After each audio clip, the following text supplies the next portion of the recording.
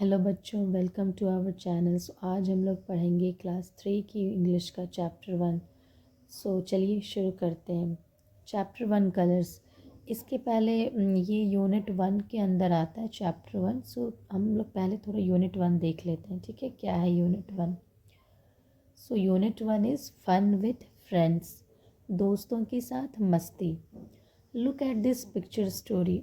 Picture story का मतलब होता है कि पिक्चर्स का यूज़ करके कहानी को बताना, ठीक है।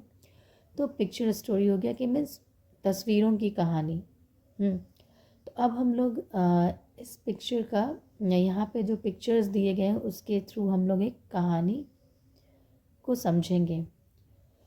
यहाँ पे बोल रहे come dear hen let us go to the village fair.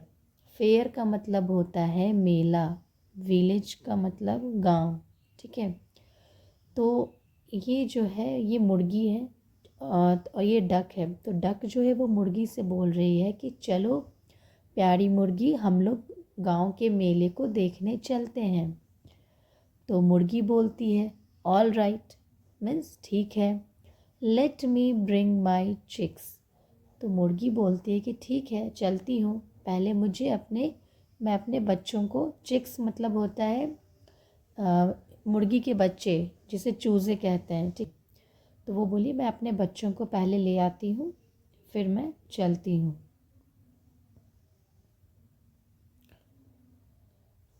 Come ducklings let us go. Ducklings means baby ducks. Ducks के बच्चे, बत्तख के बच्चे को डकलिंग्स बोलते हैं। तो ये डक जो है वो बोल रही है अपने बच्चों को चलो बच्चों हम लोग चलते हैं। We have reached the stream, ठीक है। स्ट्रीम का मतलब होता है स्मॉल रिवर, छोटी नदी, ठीक है। छोटी नदी होती है इसका मतलब, ठीक है। स्ट्रीम का मतलब छोटी नदी।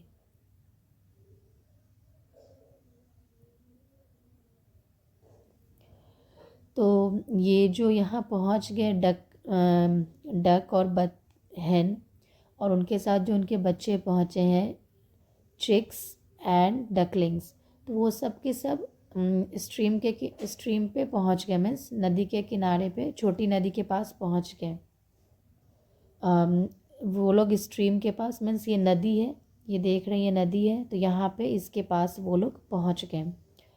तो ये बच्चे जो हैं चिक्स वो क्या बोल रहे हैं, I can not swim, how shall we cross the stream.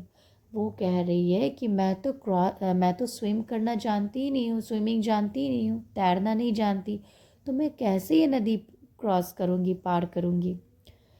तो ये डक बोलती है आई हैव अ प्लान, मेरे पास एक प्लान है, ठीक है।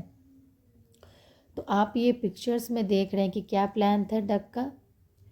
कि तो डक्स क्या किए कि हेन को अपने ऊपर बैठा लिए, और जो डकलिंग्स थे वो सारे चिक्स को अपने ऊपर बैठा ली, ठीक है। मीन्स ये बत्तख जो है वो मुर्गी को बैठाई, और डकलिंग्स हैं बत्तख के बच्चे, वो चिक्स को, मीन्स चिकन्स, मीन्स हेन के बच्चे को बैठा लिया अपने ऊपर, और इस तरह से वो नदी को क्रॉस कर गए, ठीक है। Now discuss with your friends. अपने दोस्तों के साथ इसे डिस्कस कीजिए। How many ducklings and chicks can you see in the picture.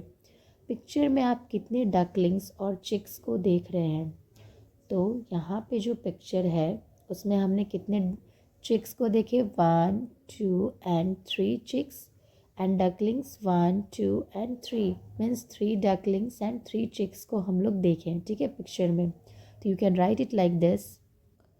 तो इस तरह से हम लिख सकते हैं कि I can see 3 ducklings and 3 chicks in the picture.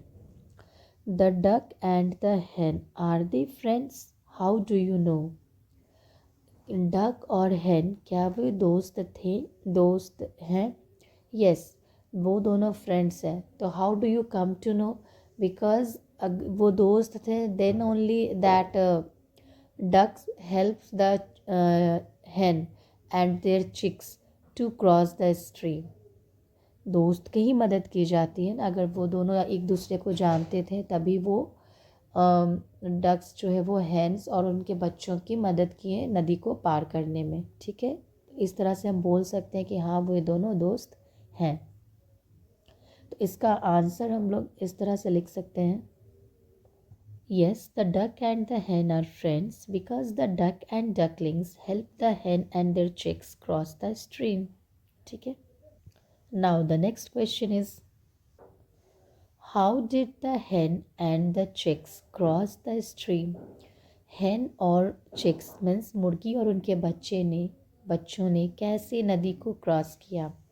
So the hen and the chicks cross the stream by riding on the back of the duck and ducklings respectively.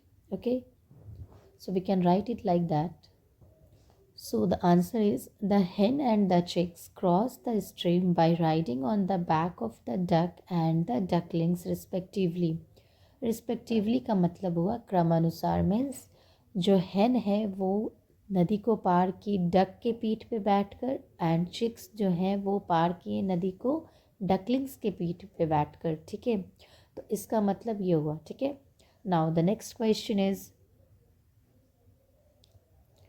Have you ever helped your friend? How did you help? क्या आपने कभी अपने दोस्त की मदद की है, और अगर की है तो कैसे मदद की है? तो आप लिख सकते हैं, yes I have helped my friend.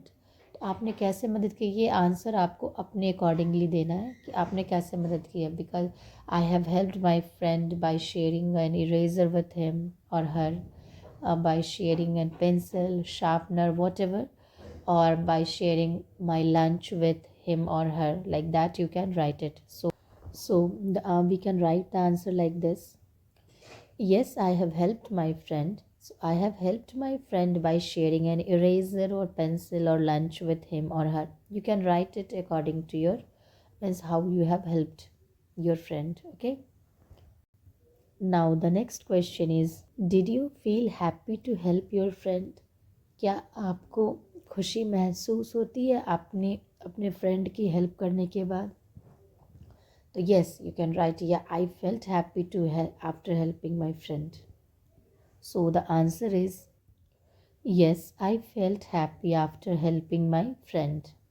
ठीक है. Now match the following animals with their young ones. Young ones का मतलब हुआ कि उनके बच्चे. ठीक है, छोटे बच्चे, नन्हे जीव. ठीक है, तो इनको मैच करना है. मीन्स जो एनिमल्स हैं उनको उनके बच्चों से मिलाना है. ठीक है, उनके छोटे बच्चों से, कौन उनके बच्चे छोटे बच्चे हैं उनसे मिलाना है. ठीक है, तो एनिमल्स में ये है डक. डक के बच्चे को क्या बोलते हैं? डकलिंग्स. तो हम लोग इससे इसको मैच कर देंगे. हेन के बच्चे को क्या बोलते हैं? चिक. मुर्गी के बच्चे को क्या बोलते हैं? चिक, चूजे. और काऊ के बच्चे को क्या बोलते हैं? काफ, मीन्स बछड़ा. ठीक है, गाय के बच्चे को बछड़ा बोलते हैं. कैट के बच्चे को क्या बोलते हैं? किटन बोलते हैं बिल्ली के बच्चे को. डॉग के बच्चे को क्या बोलते हैं? पपी. ठीक है, तो ये थे animals and there young once. Now ये यूनिट का जो पिक्चर स्टोरी थी वो कंप्लीट हो गई. अब हम लोग चैप्टर स्टार्ट करते हैं. चैप्टर 1 है कलर्स. तो यहाँ पे आप देख रहे हैं पिक्चर में 2 बच्चे हैं. तो अब पढ़ते हैं हम लोग. Let us recite. Recite means होता है पाठ को जोर से पढ़ना, पाठ या कविता को जोर से पढ़ना या सुनाना. ठीक है. तो you have a few crayons, red, yellow and blue, green, purple and black. I have some too. यहाँ पे ये बच्ची जो है वो बोल रही है, ये दोनों भाई बहन हैं या फ्रेंड्स हैं. ठीक है, तो ये बच्ची बोल रही है, ये लड़की इस लड़के से बोल रही है कि you have few crayons. Few means थोड़ा, कम. तो यहाँ पे इसका मतलब होगा थोड़ा. ठीक है, तो तुम्हारे पास थोड़े से क्रेयॉन्स हैं, red, yellow and blue. Red colour के, लाल, पीला और नीला. Green, purple and black. हरा, बैंगनी एंड ब्लैक, काला भी. I have some too. तो बोल रही है कि मेरे पास भी कुछ है. सम मीन्स कुछ. तुम्हारे पास थोड़े से हैं क्रेयॉन्स और मेरे पास भी कुछ है क्रेयॉन्स। तो फिर बोल रही है आई नीड द रेड, मुझे लाल चाहिए, लाल रंग चाहिए। And you need the black, मुझे रेड कलर का क्रेयॉन्स चाहिए और तुम्हें I and you need the black, और तुम्हें ब्लैक कलर का क्रेयॉन्स चाहिए। If we share our crayons we have a full pack. तो अगर हम लोग शेयर करेंगे क्रेयॉन्स तो हमारे पास पूरा एक पैक हो जाएगा।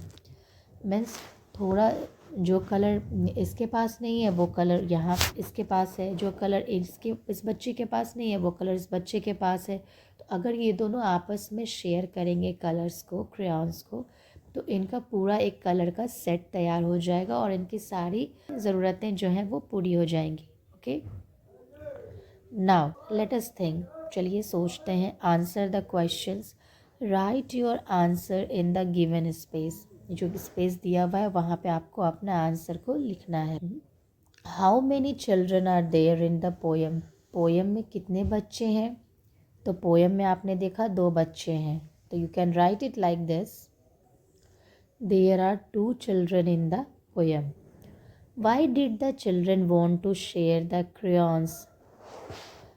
Children wanted to share the crayons because if they share then their needs can be fulfilled. So we can write it like this, the children wanted to share the crayons to fulfill their needs. How can the children in the poem have a full pack? एक full pack of crayons कैसे हो गए children के पास? तो the children can have a full pack of crayons by sharing with each other. अगर वो आपस में शेयर करें तो एक फुल पैक उनके पास हो जाएगा। सो हम लोग इसका आंसर इस तरह से लिख सकते हैं, The children in the poem can have a full pack of crayons by sharing them with each other. ठीक है, think and say, The children in the poem shared their crayons. Do you share anything with your friends? What do you share? तो कह रहा है कि children जो है, बच्चे जो है पोएम में वो क्रेयॉन्स को शेयर किए। तो क्या आप डू यू शेयर एनीथिंग, क्या आप भी कुछ शेयर करते हैं अपने फ्रेंड्स के साथ? अगर हाँ तो क्या शेयर करते हैं? You can right, you can say it like this, that या we also used to share with our friends and we share pencil, sharpener, eraser or food items with our friends. So you can write it like this, that yes, I do share with my friends. I used to share an eraser, a pencil, a sharpener and lunch with my friends. You have only green, blue and red crayons. Talk in pairs, what would you want to draw?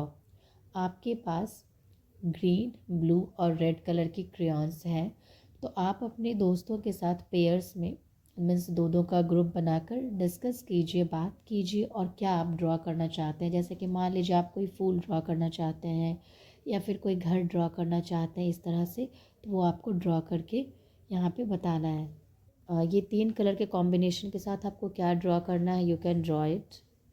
तो suppose कीजिए कि आप flower बना रहे हैं, तो जैसे कि मेरे पास अभी रेड कलर है तो रेड कलर और इसमें ब्लू कलर लेते हैं, ये है blue colour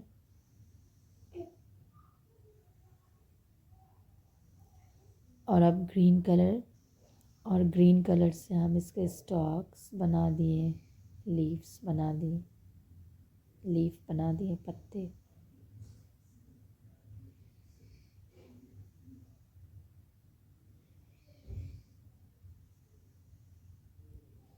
like this we can draw. तो ये एक्टिविटी आपको अपने फ्रेंड के साथ डिस्कस करनी है और वो क्या ड्रॉ करते हैं आपको उसे ड्रॉ करना है, ठीक है, उसी तरह, ठीक है। Now you have blue, green, red, yellow, brown and orange crayons, what can you draw? आपके पास ये सारे कलर हैं, blue, green, red, yellow, brown and orange. तो आप इससे क्या ड्रॉ कर सकते हैं? Draw here. तो जो आपको ड्रॉ करना है वो ड्रॉ कीजिए, जैसे आपके घर बना सकते हैं लाइक दिस। तो इस तरह से आप ये कुछ ड्रॉ ऐसा कर सकते हैं। ठीक है, आप क्या ड्रॉ करना चाहते हैं आप ड्रॉ कर सकते हैं। इस वीडियो में इतना ही। इसके आगे का पार्ट हम लोग नेक्स्ट वीडियो में पढ़ेंगे। तब तक के लिए थैंक यू, धन्यवाद।